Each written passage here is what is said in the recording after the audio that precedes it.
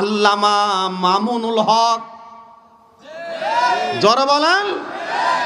এই লোকটাকে আপনারা দেখতে পেয়েছেন।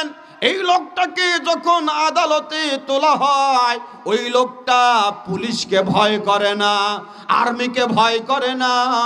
ওই লোকটা জবান দিয়ে আল্লাহু আকবার, আল্লাহু আকবার, আল্লাহু আকবার আওয়াজ করতে করতে আদালতের দিকে যায়। জোরে বলেন ঠিক না?